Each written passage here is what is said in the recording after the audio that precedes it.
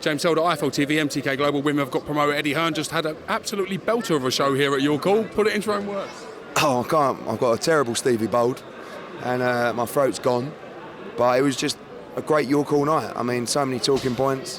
Where do you want to start? I mean... You tell me, what sticks out? Gamal Yafai got a good win, good to see him back. Felix Cash looked very, very explosive. He's going to be a big force in 2018. Ted Cheeseman had a good tough fight against Tony Dixon. Lawrence Okoli looked clinical. Joe Caldina's ready to step up. And then CONOR BENN. I mean, I've never seen anything like it, and I don't know what happened. And we'll have to speak to him tomorrow because something happened, because that weren't CONOR BENN in there tonight. You don't go from the levels that he's been performing at to that level. And listen, no disrespect to the French kid, who, by the way, other than that knockdown in the last round, I had him winning the fight. Scorecards a little bit wide in your opinion? You know what, James? It gives me the hump, the scorecards, because everyone loves to moan, so that's the immediate reaction. I had CONOR BENN winning by 1 round, but I wish they would have given it to him by 1 round, because then it would have been that he got a knockdown in the last round to win the fight. Listen, unbelievable heart. You can't buy that, but poor performance from CONOR. Trading up early on, he looked tired, he looked flat, and we can say that he's overtrained, he's boxing too much, maybe, but something weren't right with him tonight. I don't know whether he struggled at the weight or something, but he was flat as a pancake. He didn't look like he had any power, any sting in his punch, but we got to win and we got to learn. And I'll tell you what we always say, CONOR BENN is exciting. That was probably the best 6-rounder I've ever seen. Good win for Jake Ball. Wasn't quite as explosive a fight as I thought it would be. Martin Ward was sensational. Brilliant performance. Josh Kelly was electric again against an opponent who was very tough to look good against. And Katie Taylor was fantastic. Shout out to Jessica McCaskill. I don't agree with her. I thought the scorecards were spot on. I didn't give her many rounds. But my God, was she tough. You wouldn't want to scrap with her on the street, would you? She's strong as an ox. And everybody loved it. She got the ole, ole, ole's going. And it was a wonderful, wonderful end to a wonderful year. Speaking of a wonderful end to a wonderful year, for boxing fans, we had some great news yesterday regarding Tyson Fury, the UKAD situation having a resolution.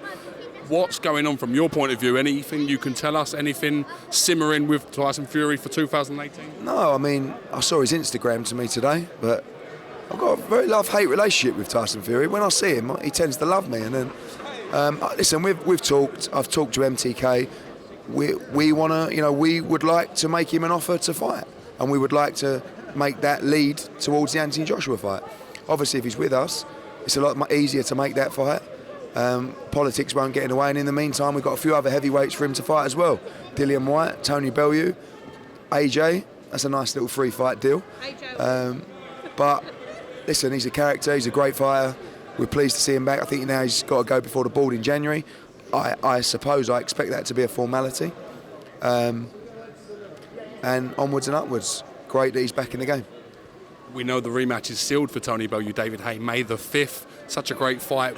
Will there be time for Tyson Fury potentially and Bellew to get it on if Bellew comes through that successfully? That's what we want. That's what Tony wants. Tony wants to beat Haye and then fight Tyson Fury. So, it's no secret that's the plan. I think Tyson will probably come back, I guess, in April or May.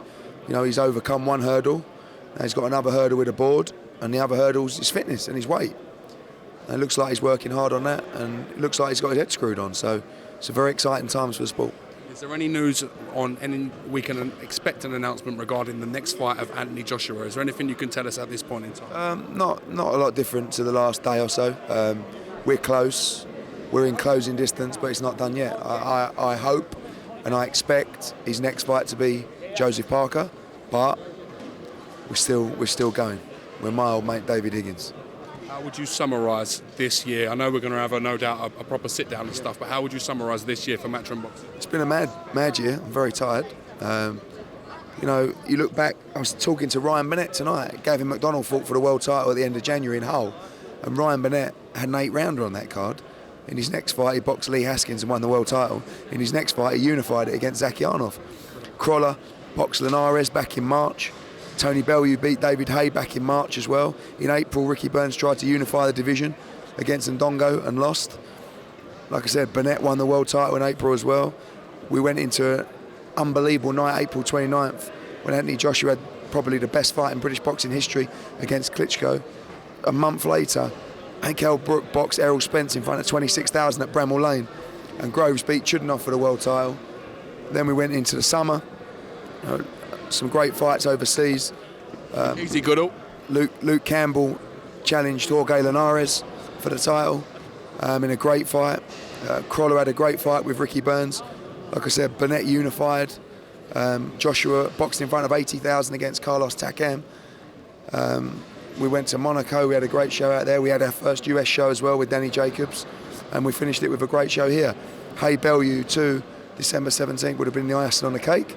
But we're determined for 2018 to have an even better year. Ryan, Burnett, Zolani, Tete, yes or no 2018? Yeah, I believe so. But, you know, unfortunately, I'm probably a little bit too honest at times. Ryan Burnett would fight Tete tomorrow. And people look at me as a guy, but you know, this is a dangerous sport. And it's no joke, this sport. It's not like, it's very easy for people to sit at home and say, fight him, what's the matter with you? It's our job to take care of the fighters, make sure they get what they deserve. And if you're going to be in a fight where there's high risk, you have to have high reward. Otherwise, we're all idiots, we're all dumb. I sound like Jim McDonnell.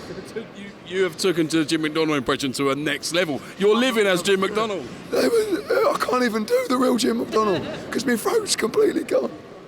Quite finally, we've had Dillian Whyte on the channel this week, being very vocal in terms of Fury, reacting to that offer, that call-out, that whatever you want to call it. Where are we in terms of that fight, that negotiation? Nowhere really. Yuri's not going to be ready for February the 3rd. And it wasn't, you know, I saw his tweet having a go at me as well. Stop trying to pull a fast one. We've never even thought about Fury. He called the fight out, so we went, no problem, February the 3rd, it's 8 weeks. But he's not ready, hasn't been training. Peter's away, that's understandable, no problem. But we want to box on February the 3rd. And we need to get Chamberlain against a Coley made as well for February the 3rd. And I just said to Isaac then, you've got till Friday, mate. Otherwise, Coley's going to be in a title fight. Literally Friday for the deadline for that fight, and that's it. You can't call out a fight. You know, we're talking about the money. They've both been offered the same money. It's big money. It's a 10-round fight. You know, I can't deliver these fights and you not take these fights if you say you want them. He said to me just then, I want this fight bad. I said, then speak to Ted Bammy, speak to your management team and accept the fight. Is the offer that they want not realistic in terms of where you're at for the offer for the guys? It's miles away. It's like they think it's. People tell them that it sells out the O2. It sells out the York Hall. That's what it does. So it's a great fight between two very talented fighters. Whoever loses can come again. But if you believe you can win, it's a no-brainer to take the fight. We'll see. Eddie Hearn, thank you very much for your time. If I don't see you before, good one, sir. Catch you soon.